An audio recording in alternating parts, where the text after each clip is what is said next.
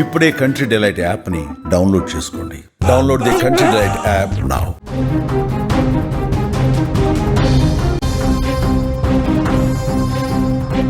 మొంతా తుఫాన్ గుబులు రేపుతోంది. చెన్నైకి 640 కిలోమీటర్ల దూరం, వైజాగ్ నుంచి 740 కిలోమీటర్ల దూరంలో కేంద్రీకృతమైనటువంటి ఈ యొక్క తీవ్ర వాయుగుండం గంట గంటకు బలపడుతుంది.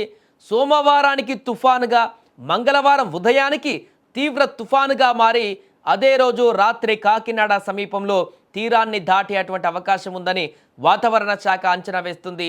దీని ప్రభావంతో రాష్ట్రంలో రాబోయే 4 రోజులు కుండపోత వర్షాలు తప్పవని అధికారులు హెచ్చరిస్తున్నారు. బంగాళాఖాతంలో బలపడుతున్నటువంటి మొంతా తుఫాన్ ముప్పు నేపథ్యంలో ఆంధ్రప్రదేశ్ రాష్ట్ర ప్రభుత్వం ఇప్పుడు హై అలర్ట్ ప్రకటించింది. రాబోయే 48 గంటలు అత్యంత కీలకం కానున్న నేపథ్యంలో విపత్తును సమర్థవంతంగా ఎదుర్కొనేందుకు అధికార యంత్రాంగాన్ని ముఖ్యమంత్రి చంద్రబాబు నాయుడు పూర్తి స్థాయిలో సన్నద్ధం చేశారు. ముందు జాగ్రత్త చర్యలపైన ఆదివారమే అన్ని జిల్లాల కలెక్టర్లు, ఎస్పీలు మరియు ఉన్నతాధికారులతో టెలికాన్ఫరెన్స్ నిర్వహించారు. ఈ సందర్భంగా ఆయన అధికారులకు పలు కీలక ఆదేశాలు కూడా జారీ చేశారు. తుఫాను ప్రభావిత జిల్లాలన్నిటిలో తక్షణమే కంట్రోల్ రూములు ఏర్పాటు చేసి వాటిని 24 గంటలు పనిచేసేలా చూడాలని కూడా ఆదేశించారు. వివిధ శాఖల మధ్య సమన్వయం లోపించకుండా చర్యలు తీసుకోవాలన్నారు. సీఎం ఆదేశాలతో ఇప్పటికే కంట్రోల్ రూమ్లను కూడా ఏర్పాటయ్యాయి. వాటికి సంబంధించిన టోల్ ఫ్రీ నెంబర్స్ను కూడా మంజూరు చేశారు. తుఫాన్ తీవ్రత ఎక్కువగా ఉండేటువంటి అవకాశం ఉన్న జిల్లాలకు పర్యవేక్షణ కోసం ప్రత్యేక ఇన్ఛార్జ్ అధికారులుగా సీనియర్ ఐఏఎస్, ఐపీఎస్లను కూడా ప్రభుత్వం నియమించింది. వీరు జిల్లా యంత్రాంగానికి సహాయక చర్యలలో మార్గనిర్దేశం చేస్తారు. సహాయక బృందాల మోహరింపు కూడా చేపట్టారు.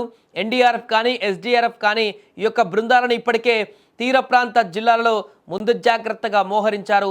అవసరమైతే మరిన్ని బృందాలను కూడా సిద్ధం చేయాలని సీఎం సూచించారు. ఇక విద్యుత్, తాగునీరు, రోడ్డు కనెక్టివిటీ వంటి అత్యవసర సేవలను కూడా అంతరాయం కలగకుండా చూసుకోవాలని, నష్టం జరిగిన వెంటనే వాటిని పునరుద్ధరించడానికి సిద్ధంగా ఉండాలంటూ కూడా ఆదేశించారు.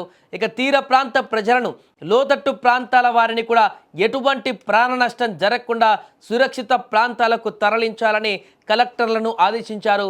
ముఖ్యంగా అధికారులంతా కూడా సెలవులు లేకుండా అప్రమత్తంగా ఉండాలని, ప్రజలకు ఎప్పటికప్పుడు సరైన సమాచారం అందించి వారికి ధైర్యం చెప్పాలని కూడా ముఖ్యమంత్రి ఆదేశించారు.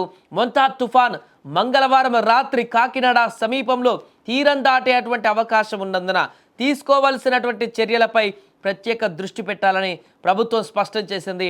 ఈ నేపథ్యంలోనే అన్ని రకాల అధికారులందరూ కూడా అప్రమత్తమయ్యారు.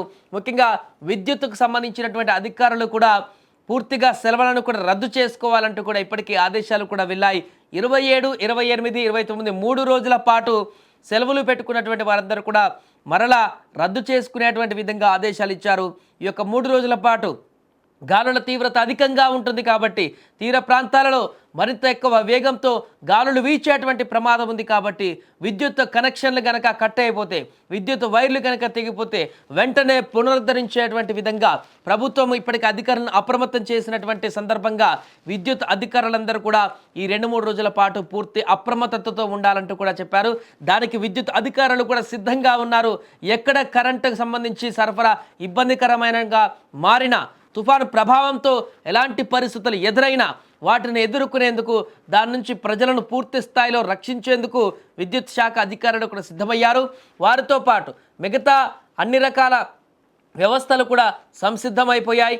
అత్యంత వేగంగా గాలులు వీచేటువంటి, ముఖ్యంగా కాకినాడలో తీరం దాటుతుంది కాబట్టి ఆ జిల్లాలో తీర ప్రాంతాలలో అత్యంత ఎఫెక్ట్ ఉండేటువంటి అవకాశం కనిపిస్తుంది.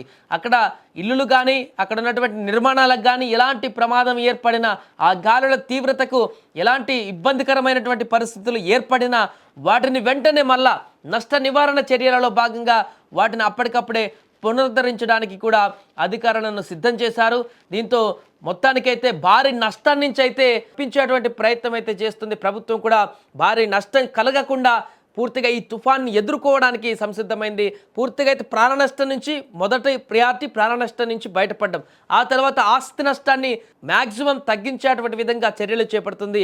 దీనిలో భాగంగానే తీర ప్రాంతాలకు ఇప్పటికే రెస్క్యూ బృందాలను కూడా అప్రమత్తం చేసింది. తీర ప్రాంతాల్లో ఉన్నటువంటి అన్ని ఏరియాలలో కూడా ఎక్కడైతే ఎక్కువ జనాభా ఉన్నటువంటి తీర ప్రాంతాల్లో ఉంటారో ఆ ప్రాంతాలలో కూడా ప్రత్యేక నిఘా పెట్టింది. ఈ నేపథ్యంలో రేపు సాయంత్రం జరగబోయేటువంటి ఈ తీవ్ర తుఫాన్ ప్రభావం ఏ రకంగా ఉండబోతుంది, అది సృష్టించబోయేటువంటి ఈ వర్ష బీభత్సం ఎలా ఉంటుందనేది కూడా చూడాలి. ఏదేమైనా కూడా ఇప్పటికే దాని ప్రభావం మొదలైపోయింది. ఆంధ్రప్రదేశ్లో వర్షాలు మొదలైపోయాయి. ఈరోజు తుఫాన్గా మారిపోయింది. రేపటికి అది తీవ్ర తుఫాన్ అంటే ఇంకా ఈ ప్రభావానికి ఇంకా మించి అత్యంత ప్రభావంగా భారీ సైక్లోన్గా మారింది కాబట్టి దాని తీవ్రత ఎక్కువగా ఉంటుంది. కాబట్టి చాలా జాగ్రత్తగా ఉండాలంటూ కూడా ఇవాళ రేపు అధికారులను అప్రమత్తం చేస్తుంది ఏపీ ప్రభుత్వం. చూడాలి రేపు ఈ యొక్క దీని ప్రభావం తీర ప్రాంతాల్లో ఏ రకంగా ఉంటుందనేది.